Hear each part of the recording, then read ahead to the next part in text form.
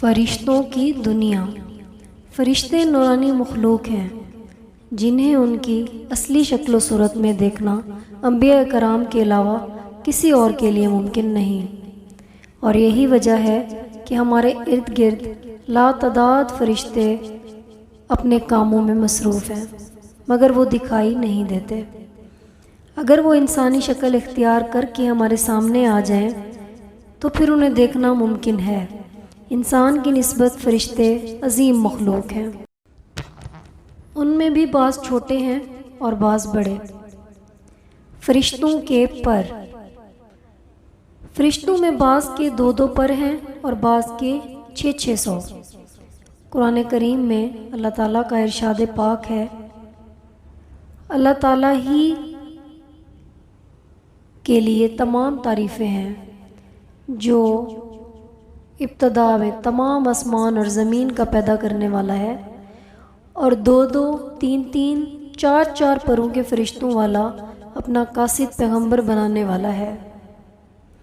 بعض روایات کے مطابق یہ جبرائیل علیہ السلام کے 600 پر رکھے گئے ہیں، اور ہر پر آسمان کو گھیرے رکھا ہوا ہے۔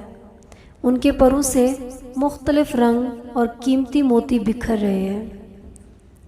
فرشتوں کے قد و قامت، وہ فرشتے جنہوں نے عرش اٹھا رکھا ہے، ان کے قد و قامت کے بارے میں حضور پاک محمد صلی اللہ علیہ وسلم کا فرمان ہے، مجھے ان میں سے ایک فرشتے کی قد و قامت بیان کرنے کی اجازت ملی ہے، اور اس کا وجود کتنا بڑا ہے اس کا اندازہ اس بات سے بھی کیا جا سکتا ہے کہ اس کے کان کی لو سے کندھے تک کا درمیانی حصہ اتنا لمبا ہے جتنا 700 سال کی مسافت۔ ایک دوسری حدیث میں سیدنا انس رضی اللہ تعالیٰ سے مروی ہے کہ رسول پاک محمد صلی اللہ علیہ وسلم نے ارشاد فرمایا، عرش کو اٹھانے والے فرشتوں میں مجھے یہ بتانے کی اجازت دی گئی ہے کہ اس کے پاؤں سب سے نچلی 7ویں زمین میں ہے اور اس کے کندھوں پر عرش ہے، اور ان کے کانوں یعنی دونوں کانوں اور کندھوں کے درمیان اتنی دوری ہے کہ اسے طے کرنے کے بعد پرندے کو 700 سال کی پرواز چاہیے۔ اللہ اکبر۔ فرشتوں کی ضروریات، شادی بیاہ کی انہیں حاجت نہیں رکھی اللہ پاک نے، اس طرح انہیں کھانے پینے سے بھی بے نیاز کر دیا ہے۔ اس کی وضاحت قرآن مجید میں مذکور سیدنا ابراہیم علیہ السلام کے اس واقعے سے ہوتی ہے، جس میں ہے کہ ابراہیم علیہ السلام کے پاس فرشتے آئے تو آپ علیہ السلام ان کے لیے فوراً گوشت لے کر آئے، مگر انہوں نے اسے تناول نہیں فرمایا۔ اللہ تعالیٰ کے فرشتوں کو بیماری، سستی، کاہلی، دکھ، تکلیف، تھکاوٹ اور اکتاہٹ وغیرہ سے اللہ تعالیٰ نے انہیں محفوظ رکھا ہے، اور وہ دن رات اللہ کی اطاعت اور اس کی فرما برداری میں مصروف ہوتے ہیں۔ قرآن مجید میں ایک جگہ ارشاد ہے کہ جو کچھ آسمانوں اور زمینوں میں ہے اسی اللہ کا ہے، اور جو کچھ اس کے پاس فرشتے ہیں اس کی عبادت سے نہ سرکشی کرتے ہیں نہ تھکتے ہیں، وہ دن رات اللہ کی تسبیح بیان کرتے ہیں اور ذرا سی بھی سستی نہیں کرتے۔ محترم عزیز بھائیو، آرام اور نیند تھکاوٹ کو دور کرنے کے لیے ہوتی ہے، اور جب یہ واضح ہو گیا کہ فرشتے نہ تھکتے ہیں اور نہ سست پڑتے ہیں تو ان کے لیے نیند اور آرام کی کوئی ضرورت باقی نہیں رہتی۔ فرشتے تقریباً عام طور پر آسمانوں میں رہتے ہیں اور اللہ تعالیٰ کے حکم سے مختلف کاموں میں مصروف ہیں، اور مختلف کاموں کے سلسلے میں زمین پر اترتے ہیں اور پھر واپس آسمان میں چلے جاتے ہیں۔ قرآن مجید میں ایک اور جگہ فرشتوں کی یہ بات مذکور ہے، ہم تیرے رب کے حکم کے بغیر نہیں اترتے۔ فرشتوں کی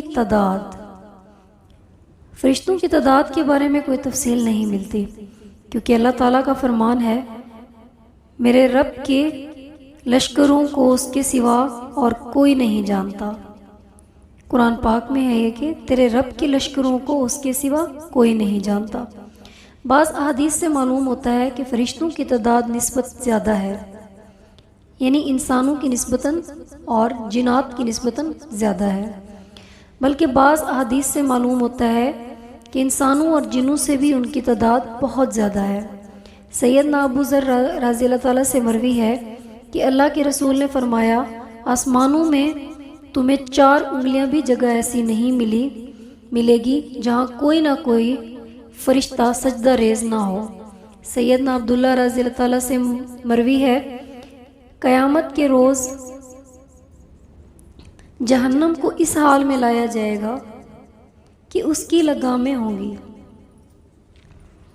اور ہر لگام کے ساتھ 70,000 فرشتے ہوں گے جو اسے کھینچ کر لا رہے ہوں گے۔ فرشتوں کی اہم خاصیت: اللہ تعالیٰ کے حکم سے اپنی شکل و صورت کے علاوہ کوئی اور صورت بھی اختیار کر سکتے ہیں، یہ ان کی ایک بہت بڑی خاصیت ہے۔ یہ صورت کسی ایسے انسان کی بھی ہو سکتی ہے جسے دیکھنے والے بھی پہچان لیں۔ انسانوں کے علاوہ کسی اور ذی روح کی صورت اختیار کرنے کی فرشتوں کو طاقت ہے یا نہیں، اس کے بارے قرآن پاک میں ذکر موجود نہیں ہے، البتہ ان کے انسانی شکل اختیار کرنے کے واقعات ضرور ملتے ہیں، اور انہی سے اندازہ ہوتا ہے کہ فرشتے اللہ کے حکم سے دیگر شکلیں اختیار کر سکتے ہیں۔ سیدنا ابراہیم علیہ السلام کے پاس فرشتے انسانی شکل میں آئے، اور ابراہیم علیہ السلام ان فرشتوں کو پہچان نہ پائے۔ پھر فرشتوں کے یہ بتانے پر آپ کو معلوم ہوا کہ وہ انسان نہیں بلکہ فرشتے ہیں۔ سیدنا مریم علیہ السلام کے پاس جبرائیل علیہ السلام انسانی شکل میں تشریف لاتے تھے، اور جبرائیل علیہ السلام سوائے 2 مرتبہ کے ہر مرتبہ نبی پاک محمد صلی اللہ علیہ وسلم کے پاس انسانی شکل میں تشریف لائے۔ ان کی طاقت انسانوں اور جنات سے کہیں زیادہ ہے۔